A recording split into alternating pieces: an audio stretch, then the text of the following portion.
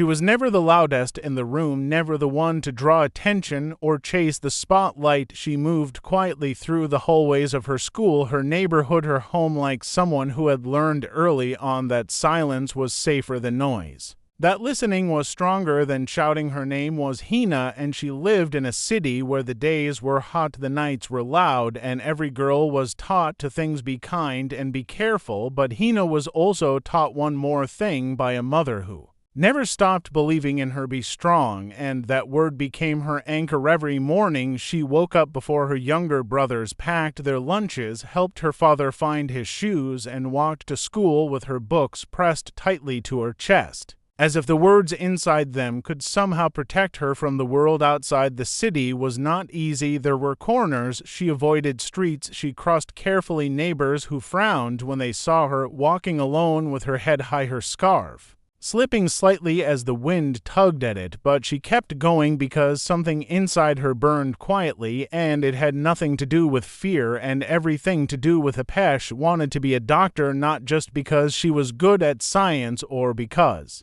her teacher once said, "You think like a surgeon," but because when she was 8, her uncle had fallen sick and the hospital had turned them away, saying they had no beds, no staff, no time, and she had watched helplessly as her mother cried and her uncle faded and something in her had cracked open and never healed. She had decided that day she would never let helplessness define her again. The path was not smooth. There were days when she had to study by candlelight when the power went out for hours and the heat made it hard to breathe. There were weeks when she wore the same shoes with a broken sole patched with cardboard so her father would not notice and feel guilty. There were nights when she heard the arguments downstairs, the stress, the debts, the decisions that parents make in whispers so their children will not worry. But Hina always knew, and she carried those burdens like armor. Not change. Her school was small, but her mind was wide. She read every book the library had. Sometimes twice asked questions that made her teachers pause and smile and whisper to one another, "This one is different." When a citywide science competition was announced, she signed up without hesitation, even though she had no lab, no team, no resources. Just an idea and the will to make it real. She worked on her project in secret, using recycled wires, broken gadgets, old tools from her grandfather's shed. She stayed up late soldering and sketching and calculating until her fingers ached and her eyes blurred, but she never stopped because Hina was not trying to impress anyone. She was trying to prove something to herself, to the world, to the fire inside her that had always whispered, "You were meant for more." The morning of the science fair arrived with the sky still dark and the streets still damp from the night rain. Hina woke early, her hands trembling slightly as she wrapped her project in layers of cloth and plastic to protect it from the weather. She had tested it for the last time just hours before, watching the small motor come to life, powered only by the energy she had harnessed through a system she had built from discarded solar cells and repurposed batteries. Her idea was simple: bring clean electricity to homes that had none and do it with nothing but waste. Reached the school auditorium just as the other students were setting up their displays, long glossy boards filled with printed diagrams and colorful graphs. Some came from private schools, some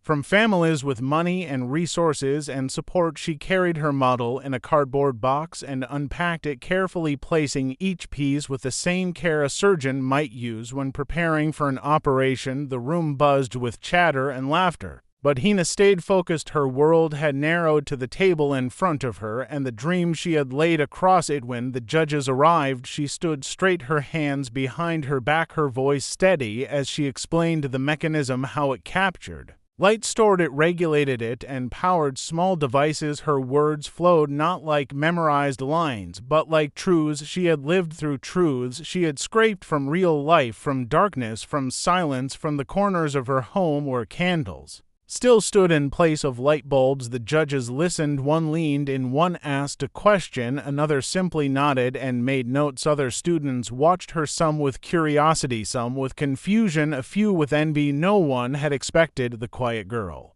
from the edge of the district to present something that worked, let alone something that mattered. When the results were announced later that afternoon, her name echoed through the room once, twice, followed by the sound of clapping that grew until It filled every wall, every corner, every doubt. She had carried like a shadow. She had won first place, and with it came a scholarship, an invitation to a national science program, and a chance to finally be seen. But when she returned home that evening, her victory did not come with banners or balloons. Her mother met her at the door with open arms. Her father said one quiet word, proud, and her brothers jumped around her asking 1,000 questions. At once she laughed for the first time in days. Not from relief, but from something brighter, the sound of belief being shared not just by her, but by those who mattered most that night as she sat alone by the window, her certificate on her lap and her project still resting in its box. She looked out at the city, the flickering lights, the shadows, the possibilities, and she whispered to herself, this is just the beginning, because deep inside her the fire had grown stronger, brighter, fiercer, ready to light the way forward, not just for her, but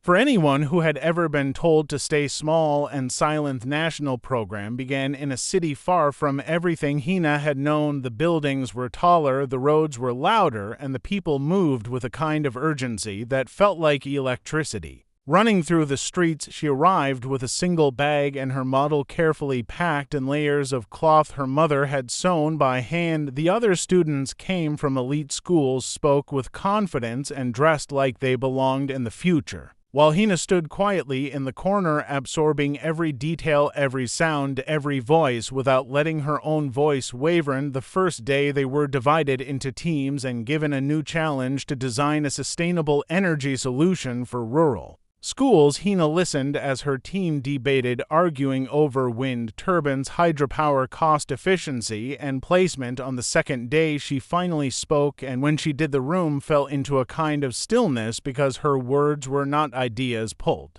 from the internet or books. They were experiences pulled from nights without light, from classrooms to dark to read, from homes where children studied beside cooking fresh. Suggested a modular hybrid system built from low-cost components using solar power during the day and kinetic energy stored through manual crank stations for the evening backup. Her teammates hesitated at first, then began to ask questions, then began to sketch around her concept, and slowly the idea took shape and the design came to life, and her voice grew louder, not with volume, but with certainty. During the following weeks, Hina rose before dawn, stayed in the lab until the lights flickered off, learned to use machines she had never seen before, and read late into the night under a small desk lamp. She fixed errors others overlooked and quietly helped other teams who were falling behind, and though she still wrote letters to her family by hand every Sunday, she began to understand something she had always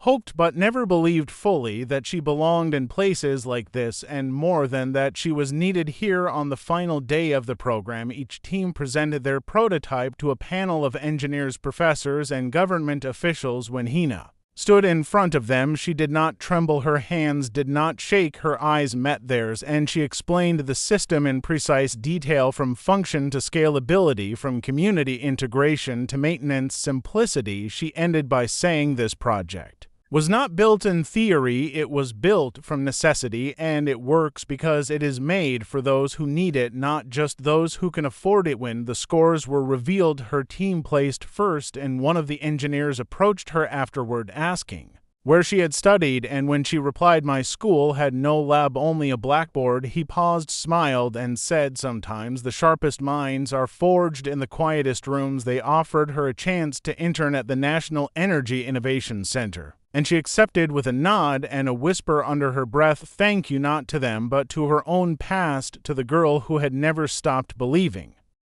The Innovation Center was a place of glass walls, quiet corridors, and rooms filled with light and machines that moved like they were alive. Hina stepped into the building with her badge around her neck, her notebook in her hand, and her heart steady. Beneath layers of humility and fire, the mentors there were brilliant minds, people who had written textbooks, designed satellites, built systems that powered cities, but none of them looked at her with doubt. They looked with curiosity, and when she spoke, they listened. Her role was to assist on a project aimed at creating affordable solar kits for rural families, ones that could be installed without professionals, maintained with minimal tools, and shipped in small flat boxes. She asked to work On the testing unit, where they evaluated real-world performance and data feedback, and when they agreed, she threw herself into the work with a kind of quiet intensity that made even the senior researchers take notice. Shran tests in the heat of the roof at midday and again in the fading sun just before dusk, adjusting angles, rewiring connections, documenting results, and staying long after others had left, because she knew that in the places she came from things had to be simple, reliable, and strong, or they would fail. And failure was not just technical, it was personal. It meant darkness returning where light had only just arrived. Her mentor, a man who had once worked on solar grids across multiple continents, watched her carefully. Not with judgment, but with a growing respect. One day he handed her a set of rough blueprints and said, "These are flawed, find the weakness, fix it by next week." She returned 3 days later with a revised model, a cost breakdown, and a plan to increase battery efficiency using a more accessible configuration. He stared at the paper, then at her, then simply said, "You are not just solving problems, you are changing the questions." Outside of work, she explored the city, sometimes alone, sometimes with other interns. She sent voice messages home with updates about her work, photos of her lab, snapshots of the skyline, and every time her mother replied with a prayer, and her brothers with cheers, and her father with quiet pride that only showed in the words he did not say when she spoke of her new ideas. But it was not always easy. There were nights when doubt crept in, when the pace was exhausting, when a mistake in a calculation set her back, days when the noise in her mind told her she was still just a girl from a quiet corner of a forgotten neighborhood, trying to make noise in a world built by others and for others. But every time she felt that way, she would return to her notes, her tools, her purpose, and remind herself that fire does not ask permission. To Bernoni afternoon, her mentor called her into his office and told her they were nominating her project for the National Clean Tech Showcase, and if selected, she would present not as an intern but as the lead innovator. She did not cry, she did not gasp, she only smiled quietly, placed her hand on her notebook, and whispered again, just like before, "This is only the beginning." The day of the National Clean Tech Showcase arrived, with the air sharp and the city awake.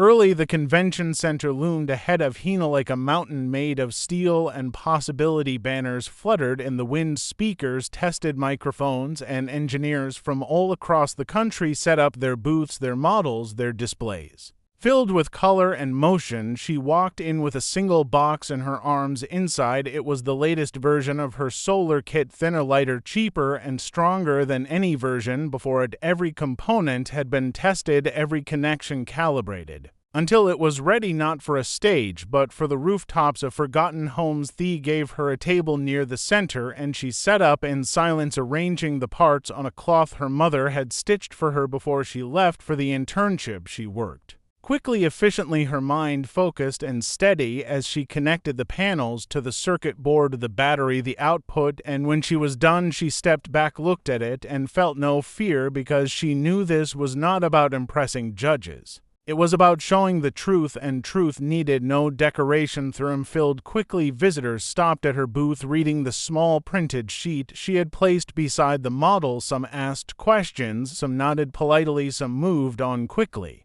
without really seeing it, but a few stayed longer, and those were the ones who mattered. Scientists, researchers, government officials who understood what it meant to solve a problem at the root, not in theory, but in lived experience. One man in a Navy blazer asked where she was from, and when she told him, he stared at the model, then back at her, and said, "I think you know something the rest of us forgot." When her turn to present came, she walked to the stage with her heart beating in her throat, but her steps steady. She spoke not with drama or flair, but with clarity. Her voice carried the weight of dark rooms and flickering candles, of children reading by lanterns, of mothers choosing between food and electricity. She explained how her design could be made for under $10, how it could power a light, a fan, charge a phone, how it could be assembled by anyone, even a child, and maintained without a manual or a mechanic. Hall was silent when she finished. Then came the sound of clapping,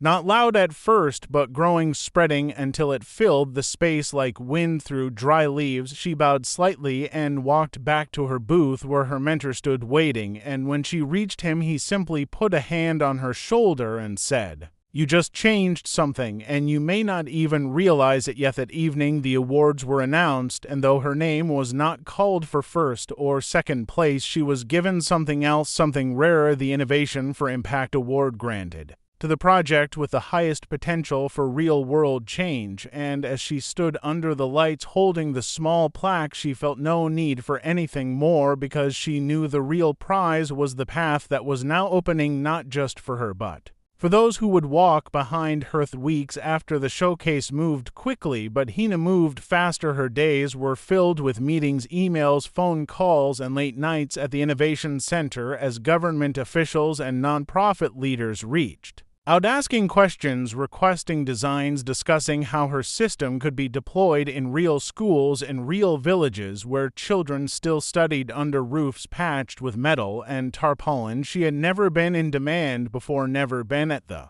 center of a conversation that included budgets, logistics, and timelines, but she did not shrink from it. She studied harder, listened closer, took notes on everything, and asked questions even when others in the room had titles longer than her entire academic history. Her mentor guided her through the process, connecting her with experts who had spent decades working on rural electrification projects. Some were skeptical at first, polite but doubtful, unsure how a girl with no engineering degree could create something that had eluded teams with full labs and funding. But once they saw her data, once they saw the simplicity of her work and how it solved more than just a technical problem, they stopped questioning and started listening. And Hina felt the shift like wind turning toward her back, pushing her forward faster than before. Ion Foundation agreed to fund a pilot rollout in 10 schools across the provinces. Another offered to help with manufacturing, and soon she found herself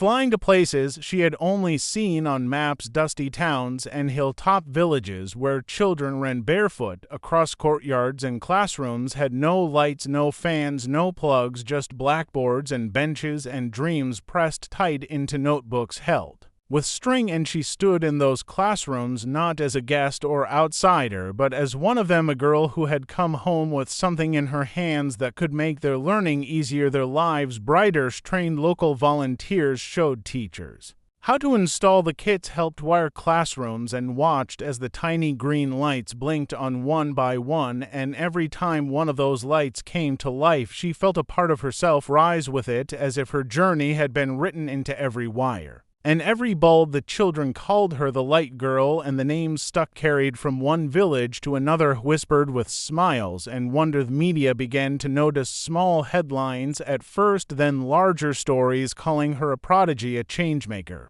a symbol of the new generation. But Hina ignored the noise and stayed focused on the work, because she knew the lights were only the beginning. The real change was in the questions the children asked now, and the stories they shared, and the way they looked at science not as something distant, but something they could hold, build, shape, and use. In the way back from one of the installations, she sat on the floor of the small transport van, her backpack beside her and her knees pulled to her chest. She looked out the window at the setting sun and thought about the first time she had built anything, the wires, the sparks, the failures, and how far she had come. And in that quiet space she smiled, because for the first time she truly understood that she had become the fire she had always chased.